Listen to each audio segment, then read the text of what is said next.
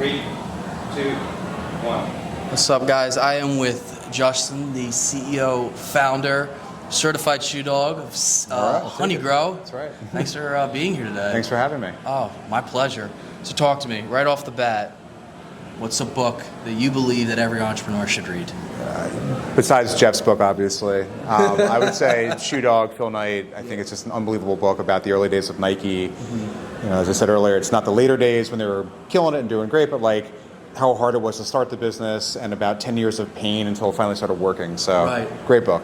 Awesome, appreciate that. So talk to me about, your first initial days with honeygrow, right? Yeah. Like, how important is it to bring on someone that has a skill set that you might not have? I mean, it's critical.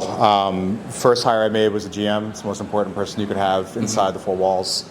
I think it's key to be honest with yourself and figure out where you're not good at, and then hire for that.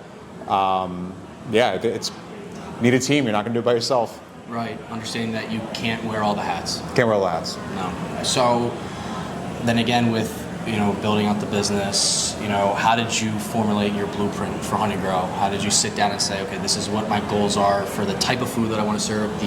Is it more like a sit-down diner, or is it going to be like upfront ordering? How did you plan that all out? Yeah, I mean, a lot of it was I was in Center City working and kind of like, what do I want to eat? And at the time I had probably weighed about 60-ish, 50, 60 more pounds, not in a like weightlifting way.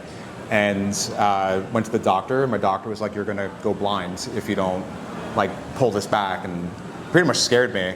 Wound up dropping weight. I was eating a lot of salads for lunch, stir fry for dinner. Led to honeygrow. I just basically saw an opportunity in the market. I'm like, no one's really doing like this create your own stir fry component, and just wrote a business plan and then trained in a restaurant in DC, and that was kind of it. And it seems to be like your why was from like the weight behind it, right? Yeah, I mean, it was a mix of like definitely the weight, but a passion to be an entrepreneur, a passion to be creative, and a love for scaling things. And that's really, I love that.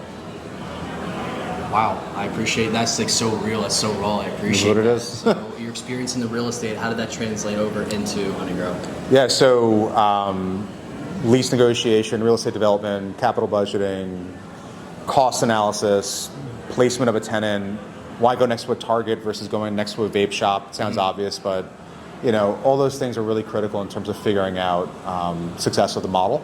So 5 years at Preet was great. We really kind of learned like what to do, what not to do in terms of real estate placement, everything I just said, and really understanding the business, which is super helpful.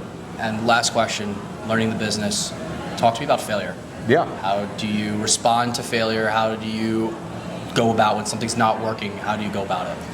Yeah, I think when something's not working, after testing the crap out of it, you got to be honest with yourself and say, like, is it time to really move on?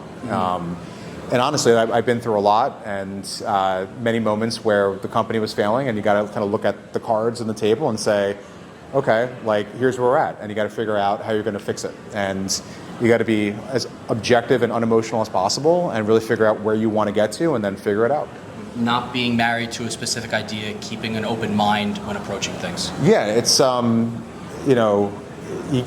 at some point founders need to transition to CEO, and there's a lot of things that as a founder I wanted to hold on to, but I knew that it needed to evolve. So you got to be flexible and open-minded. Justin, thank you. Yeah, my Appreciate pleasure, man. Thank you. Yeah.